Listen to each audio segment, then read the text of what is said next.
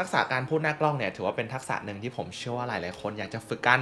และมันก็ไม่ได้ฝึกยากแต่มันเพียงแค่ต้องการความกล้าระดับหนึ่งที่เราจะเอาตัวเองเนี่ยออกไปสู่เรียกว่าอะไรโลกโซเชียลแล้วก็กับการพูดคนเดียวด้วยเพราะฉะนั้นเนี่ยวันนี้ทางตัวผมเองอยากจะมาแชร์เกี่ยวกับ journey การที่ผมผันตัวเองครับมาเป็นคนพูดอยู่หน้ากล้องแล้วก็มีนี่แหละมีช่อง YouTube แบบนี้ครับเราจะให้ทุกคนเห็นว่าการเปลี่ยนแปลงเนี่ยมันมีอะไรบ้างแล้วมันรู้สึกยังไง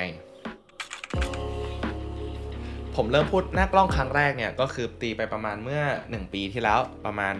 ต้นปี2023ประมาณนั้นตอนนี้มาก็เดือนกุมภาพันธ์ปี2024แล้ว20ปีกุมภาพันธ์2024ละซึ่งจากวันนั้นถึงวันนี้เนี่ยความสามารถในการพูดหน้ากล้องของผมเชื่อว่ามันก็พัฒนาขึ้นมาระดับหนึ่งแล้วพัฒนามาในจุดที่มันดีขึ้นแต่แน่นอนช่วงแรกๆเนี่ยมันเป็นช่วงระยะเวลาที่ผมรู้สึกก็แอบยากเนาะในการที่เราจะพูดหน้ากล้องได้ซึ่งจริงๆเนี่ยผมก็ต้องมีการฝึกพูดระดับหนึ่งแหละในการที่ผมจะสามารถสื่อสารได้อย่างมีความคล่องแคล่วมากขึ้นถ้าหากครับใครสามารถย้อนกลับไปดูช่องประกรณ์วินนี่แหละครับในช่วงแรกๆได้จะเห็นว่ามันจะมีเรียกว่าการพูดที่ค่อนข้างแตกต่างจากปัจจุบันอาจจะเป็นเรื่องของน้ำเสียงที่อาจจะฟังดู MC มากกว่าตอนนี้ฟังดูแบบสวัสดีครับตอนนี้อยู่ในช่องประกรณ์วินนะครับอะไรเสียงแบบเนี้ยแต่ตอนนี้ก็เป็นเสียงที่แบบค่อนข้างเป็นโทนที่ธรรมชาติมากขึ้นแล้วก็สื่อสารแบบปกติมากขึ้นต้องบอกงี้ครับเมื่อก่อนผมจะแชร์ทุกคนเห็นว่าเรื่องของการพูดหน้ากล้องเนี่ยสิ่งหนึ่งที่เราจะขาดไม่ได้เลยก็คือเรื่องของสคริปต์ครับสคริปต์ว่าเราจะสื่อสารเรื่องอะไรบ้างโดยผมได้แบ่งออกมาเป็นทั้งหมด3สคริปต์ด้วยกันครับแบบแรกคือ fully scripted ก็คือสคริปต์ที่เราแบบเขียนแบบคำต่อคำเลยส่วนสคริปต์แบบที่2ครับก็คือแบบที่มันเป็น bullet point แบบนี้เราจะเขียนเป็น bullet point แล้วเราก็แล้วเราก็ดูว่าเราจะต้องพูดเรื่องอะไรบ้างและอย่างที่3ครับมันก็คือเรียกว่า topic script หรือก็คือเพียงแค่หัวข้อแล้วเราก็ดนสดเอาซึ่งเมื่อก่อนในช่วงแรกเลยผมทำแบบ fully scripted แบบหนึ่งซึ่งก็คือการที่ผมเนี่ยเขียนแบบคำต่อคำเลยและใช้เวลาในการเขียนสคริปต์นานมากตอนนั้นจำได้ว่าประมาณ6ชั่วโมงถ้าเกิดกลับไปที่พอดแคสต์ของ The Library ที่ผมเคยทำเนาะประมาณ6ชั่วโมงในการทำ1พอดแคสต์ซึ่งมันคอนซูมหรือว่ากินเวลาเยอะมากแต่พอเวลาผ่านไปครับแน่นอนนะมันคือช่วงแรกๆเราก็เก่งขึ้นพัฒนามากขึ้นในการสื่อสารเรียบเรียงคำพูดในหัวตัวเองได้ดีมากขึ้นเราก็เริ่มอัพระดับมาสู่ bullet point พอเป็น bullet point แล้วเนี่ยเราจะเสียเวลาในการเขียนสคริปต์น้อยลงเยอะมากเรียกว่าครึ่งชั่วโมงก็เสร็จแล้วเราก็เรียกว่าใช้ความสามารถในการสื่อสารของเรานี่แหละเข้ามาช่วยตรงนี้และมันก็ทำให้วิธีการสื่อสารของเรานั้นดีขึ้นแล้วพอมาถึงจุดๆนึงก็คือช่องประกรณ์วินนะครับแต่ถ้าช่องหลักช่องใหญ่เนี่ยอย่างเช่น The Secret Diary ผมยังใช้เป็น bullet script อยู่เพราะว่าเนื้อหามันจะแน่นแต่ถ้าหากเกี่ยวกับเรื่องของตัวผมเองเรื่องประสบการณ์ส่วนตัวเนี่ยผมจะใช้เป็น topic script เลยก็คืออย่างเช่นEP นี้ที่ผมจะเรียกว่าพูดสดๆเลยเกี่ยวกับประสบการณ์ของตัวผมเองเกี่ยวกับเรื่องของการที่ผมมาอัดคลิปหน้ากล้องอย่างเนี้ยให้ทุกคนได้ฟังกันว่าประสบการณ์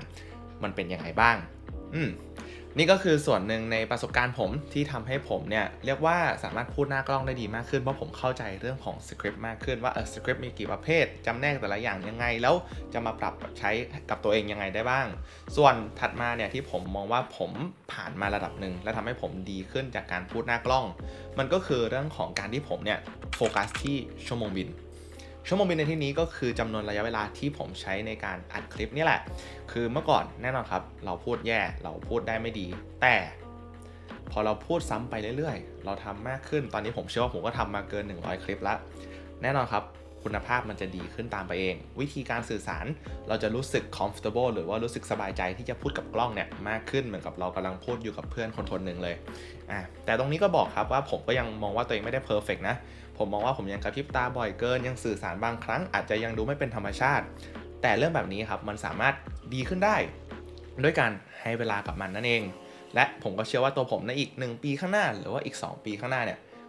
ก็จะสามารถสื่อสารผ่านหน้ากล้องได้ดีมากกว่าปัจจุบันนี้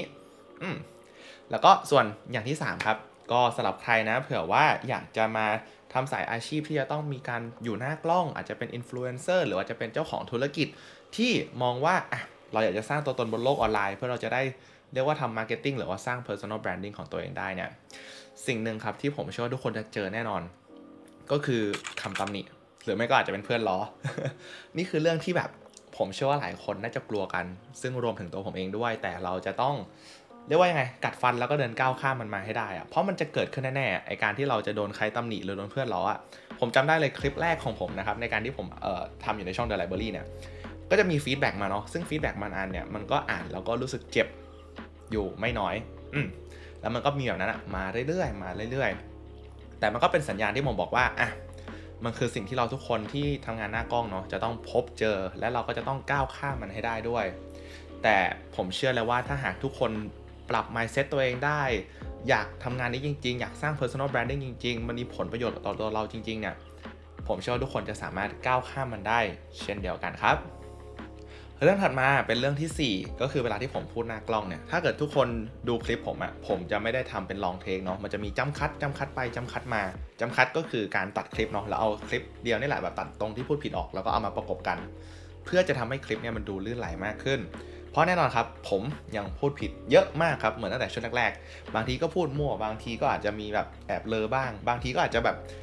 มันมีหลายอย่างเนาะบางทีเราอาจจะไม่สามารถพูดให้มันต่อเนื่องได้ตลอดเพราะฉะนั้นครับการจัมป์คัทตรงเนี้ยมันก็สามารถช่วยทำให้คลิปของผมมันดูสมูทแล้วก็ดูลื่นได้ซึ่งผมเชื่อว่าเป็นเทคนิคที่ทุกคนเขาใช้กันอยู่แล้วแต่มาแชร์ตรงนี้เผื่อว่าใครยังไม่ทราบกันนะฮะแล้วก็อย่างสุดท้ายครับในประสบการณ์ของผมที่ทำให้ผมมีความเรียกว่ากล้าในการพูดหน้ากล้องมากขึ้นเนี่ยมันคือการที่ผมกลับมาปรับเปลี่ยนที่แบบmindset ตัวเองหรือมุมมองของตัวผมเองเนาะผมมองว่าที่ผมอยากจะมาทำคอนเทนต์เนี่ยเป็นเพราะว่าผมอยากจะส่งต่อสิ่งดีๆในสิ่งที่ผมรู้ให้กับทุกคนได้ดูกันเพราะว่าผมก็เป็นเด็กคนหนึ่งครับก่อนหน้านี้ตอน17ผมก็ดู YouTube เหมือนทุกคนนี่แหละแล้วผมรู้สึกว่าได้รับแรงบันดาลใจมาจากคนคนหนึ่งแล้วผมมองว่าไอ้คำแนะนำนั้นมันทำให้ผมกลายเป็นคนรักการเรียนรู้การพัฒนาตัวเองมากขึ้นแล้วพอมาถึงจุดหนึ่งที่ผมเรียกว่ามีทรัพยากรที่พร้อมก็คือเมื่อประมาณ1 ปีที่แล้วผมก็เลยมองว่าผมอยากจะเป็นคนนั้นสำหรับใครสักคนบ้างเนาะผมก็เลยอยากจะมาถ่ายทอดคลิปนี้ให้กับผู้คนได้ดูกันให้กับทุกคนนะครับที่มาติดตามช่องประกรณ์วินขอบคุณมากเลยนะฮะซึ่งหลักๆเนี่ยผมก็เรียกว่าไงแรกๆก็กลัวแหละทุกคนก็สามารถย้อนกลับไปดูคลิปเก่าผมได้เนาะก็จะมีความแบบเก้อเขินๆอะไรอย่างเงี้ยแต่ผมพยายามปรับเป็นใช้มุมมองความคิดที่ว่าแบบผมมาเพื่อให้เพราะผมคิดว่าผมมาเพื่อให้ผมมองว่าแบบเนี่ยผมกำลังมองกล้องอยู่แล้วมองว่าผมกำลังมองที่คนดูผมกำลังมองที่ทุกคนมันก็ทำให้เราแบบไม่ได้คิดถึงตัวเองขนาดนั้นพอเราไม่ได้คิดถึงตัวเองเราคิดว่าคนดูจะได้อะไรแล้วผมคิดว่าทุกคนที่ดูอยู่ตอนเนี้ยจะได้รับอะไรบ้างมันทำให้เราเปลี่ยนโฟกัสเลยนะผมไม่สนแล้วตอนนี้ผมอาจจะทำท่าทางแปลกๆหรือว่าแบบเฮ้ยพูดแล้วแบบมองเยอะไปหรืออะไรไปแบบผมก็แทบที่จะพยายามปล่อยวางมันลงแล้วโฟกัสว่าทุกคนจะได้รับในสารในสิ่งที่ผมต้องการจะสื่อหรือเปล่าถ้าทุกคนได้รับเอนเตอร์เทนด้วยได้ความรู้ด้วยเท่านั้นครับมันเพียงพอละและนี่ก็เป็นเทคนิคที่ผมใช้ในการไปพูดบนเวทีอะไรด้วยเผื่อแบบมันจะเป็นเทคนิคที่เชื่อมประสานกันได้เนาะคือการที่เราโฟกัสว่าเราจะสามารถ deliver value หรือว่าส่งต่อคุณค่าอะไรให้กับผู้ฟังหรือว่าคนดูได้บ้างแล้วเมื่อนั้นมันจะเป็นการเพิ่มความกล้าภายในตัวประมาณนี้ครับจริงๆมันก็มีอีกหลายเทคนิคเนาะในการที่ผมจะสร้างความมั่นใจในการออกมาพูดหน้ากล้องตั้งแต่ journey วันแรกถึงวันนี้ผมก็มีการปรับเปลี่ยนหลายๆอย่างมีเทคนิคนู้นมีเทคนิคนั้นที่ผมนำมาปรับใช้เพื่อให้วิธีการสื่อสารของผมเนี่ยดีขึ้น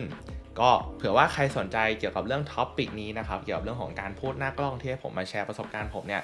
ก็สามารถพิมพ์บอกไว้ได้นะวันนี้ผมลองแบบอธิบายเกี่ยวกับเรื่องที่ผมไม่เคยพูดถึงมาก่อนเกี่ยวกับท็อปิกเนี่ยการทำคอนเทนต์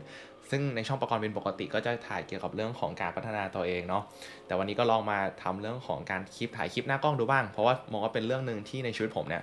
ก็มีส่วนสำคัญเยอะมากผมมองว่าผมไม่ได้เป็นคนที่เก่งขนาดนั้นแต่แค่มองว่าตัวเองเป็นคนที่กล้าระดับหนึ่งแล้วกันที่กล้าออกมาพูดหน้ากล้องแล้วเผื่อว่าทักษะเนี้ยมันเป็นสิ่งที่หลายคนอาจจะกำลังมองหาอยู่